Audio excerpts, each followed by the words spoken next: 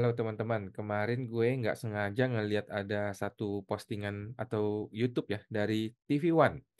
Nggak nyangka ya ternyata TV One sekarang udah berani-beraninya menyenggol Dirjen Pajak gitu ya, mengatakan kekayaan Dirjen Pajak Surya Utomo disorot imbas polemik Cortex. Kemarin berubah ya, kemarin beda ya. Kemarin tuh judulnya adalah eh, kekayaan bos pajak itu naik 300%. Oke, mungkin dia sudah melakukan revisi judul ya. Luar biasa TV One ya.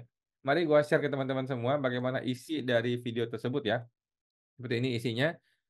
Waktu itu kalau nggak salah gue masih melihat judulnya itu kenaikan harta jajan pajak itu 300% ya, tetapi sudah direvisi teman-teman ya. Nah, jangan-jangan ada intervensi dari gitu ya, ada direvisi.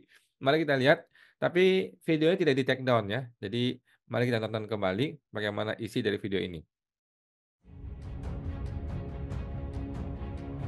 Kekayaan Ceo Utomo meningkat 300% ya. Gila ya.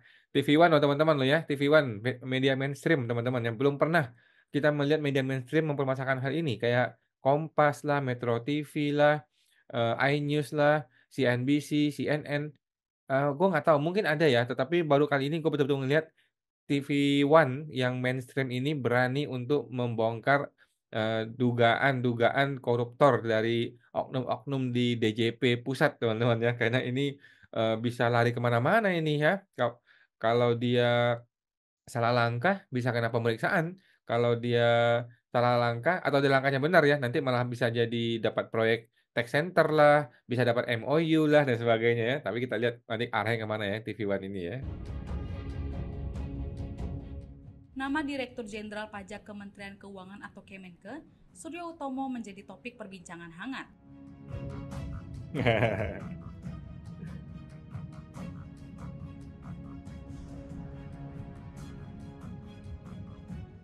Setelah laporan harta kekayaannya menunjukkan peningkatan yang signifikan. Jadi kasus mengenai kenaikan harta 300% ini kayaknya IWPI yang pertama kali teman-teman ya. IWPI yang pertama kali menggembar-gemborkan dan ternyata dikutip oleh banyak media yang kecil-kecil dan sekarang sudah mulai dikutip oleh media besar ya, mainstream seperti TV One. Jadi Pak Surya Utomo ini Dirjen Pajak ya, Direktur Jenderal Pajak kalau nggak salah harta 2023 LHKPN-nya tidak dilapor. Diramein sama IWPI, bukan KPI ya, IWPI, kemudian dia lapor. Tiba-tiba masuk tuh laporan harta LHKPN 2023. Jadi LHKPN 2023 itu baru dilapor 2025 ini, yang seharusnya sudah dilapor di 2024. Oke, tapi itu gua nggak tahu ya, karena ketika gua membuka LHKPN-nya sudah ada yang 2023. Kalau IWPI gua nggak tahu bagaimana persisnya ya. Nah, terjadi peningkatan harta 300% dalam waktu beberapa tahun. Bukan setahun ya, dalam beberapa tahun. Nah, ini menunjukkan ketidakwajaran kenaikan harta. Bahkan dari year on year aja tidak wajar. Karena harta itu naik 4 miliar atau 4,5 miliar satu tahun guys. Satu tahun. Gaji dia berapa coba gajinya? Bisa naik 4 miliar setahun.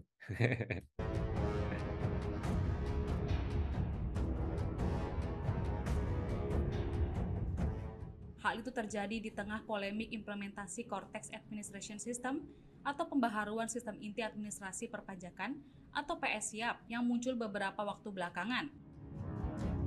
Ini kasusnya Cortex ya. Cortex abal-abal.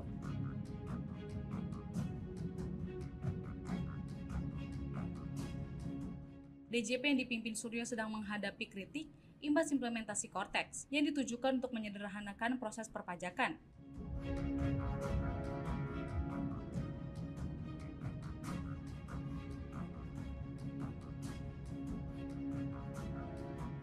Publik pun ikut menyoroti harta kekayaan dari Dirjen Pajak itu yang mengalami kenaikan. Gile, Iwan. Luar biasa ya. Mengutip dari laporan harta kekayaan penyelenggaraan negara atau HKPN, harta kekayaan Suryo per Februari 2023. Nah ini dia juga ngambil LHKPN 2023 Februari, eh harusnya 2023 akhir dong ya. Tercatat sebesar 22,81 miliar rupiah. 22 miliar lumayan bos. Gila bos. Kalau nggak salah sekarang udah 25 kalau nggak salah. Atau 26 atau 27 gitu ya. 27 kayaknya sekarang. Kalau nggak salah ya. Harta Suryo tersebut didominasi oleh tanah dan bangunan serta kas atau setara kas. masing-masing sebesar 15,20 miliar rupiah dan 7,16 miliar rupiah.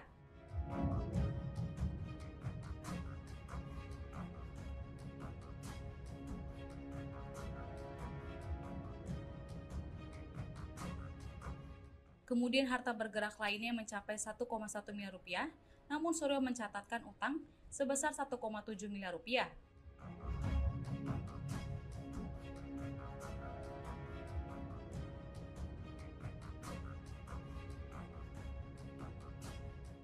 Melihat dari harta kekayaan Suryo, hanya dalam setahun, tahun 2021 hingga 2022, kekayaan Suryo Utomo bertambah nyaris mencapai 4 miliar rupiah atau dari 14,4 miliar rupiah pada tahun 2021.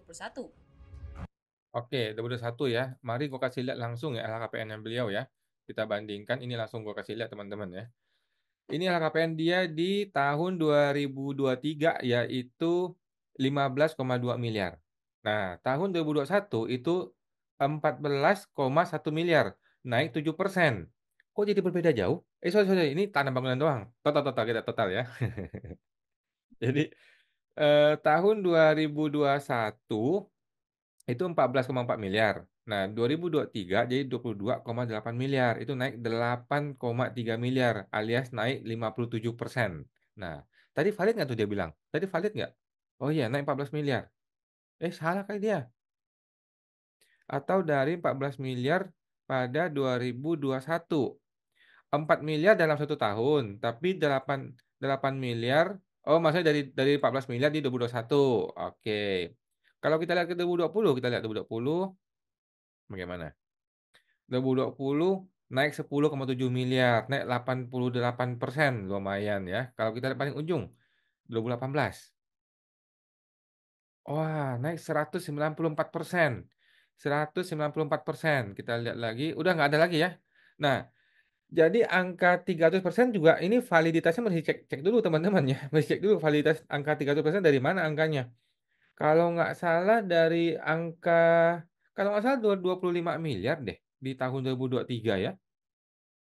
Oke, tapi kita cek lagi teman-teman ya. Kita cek lagi bagaimana validitas dari angka 300 miliar tersebut ya. Jangan sampai kita salah ngomong juga ya.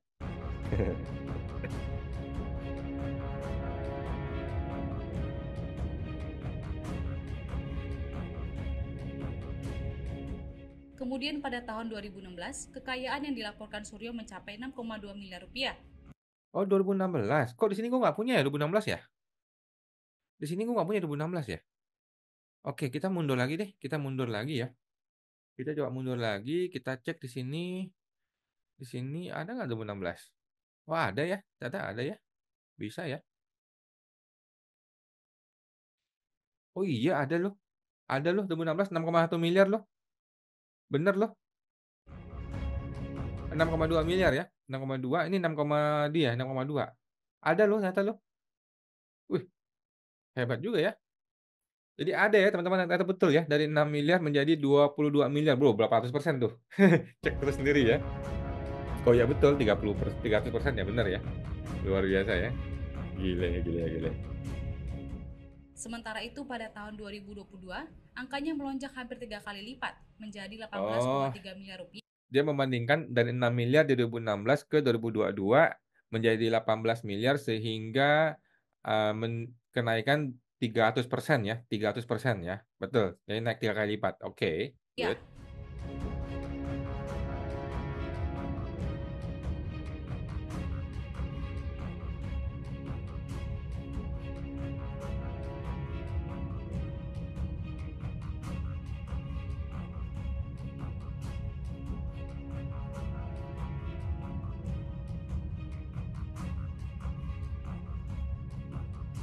Oke, jadi DJP ini sudah mulai berani teman-teman ya.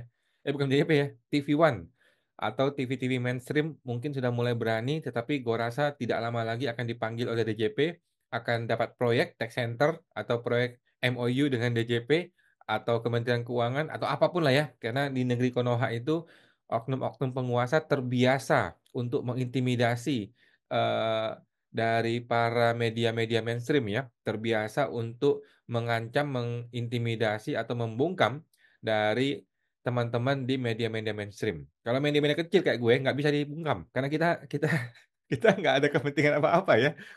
Kita nggak ada kepentingan bisnis. Nah, walaupun gua sudah dipecat dari IKPI ya, gitu. Tapi kalau media besar kayak TV One, kalau sampai diperiksa all text-nya 2 tahun bisa mencret ya TV One ini ya. Tapi kita tidak tahu teman-teman ya.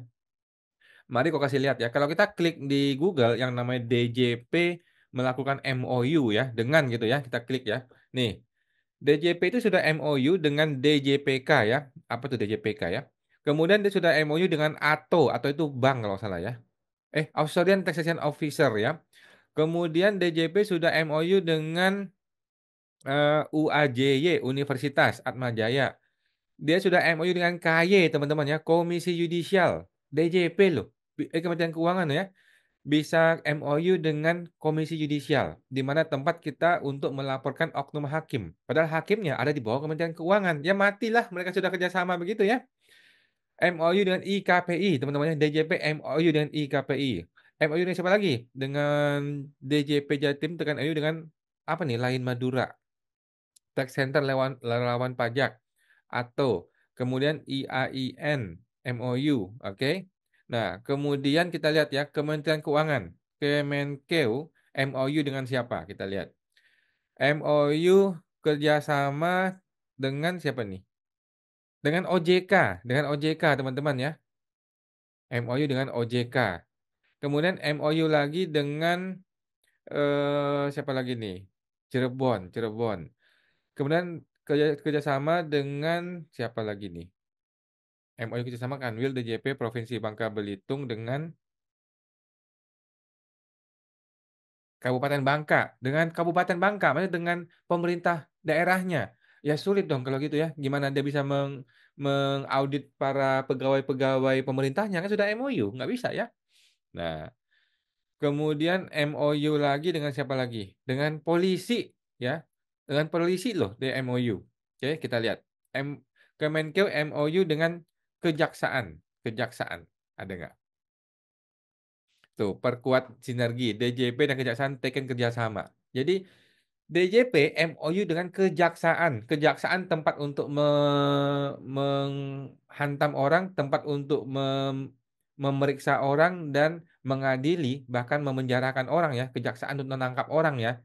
DJP MOU dengan kejaksaan. Kalau gitu, kalau DJP ada korupsi, apakah kejaksaan berani untuk menangkap? Ya rasanya enggak lah ya, sudah MOU. Sudah MOU gimana mau ditangkap? Oke? Makanya sampai hari ini kejaksaan tidak buka suara mengenai kasusnya Cortex yang abal-abal itu. Oke?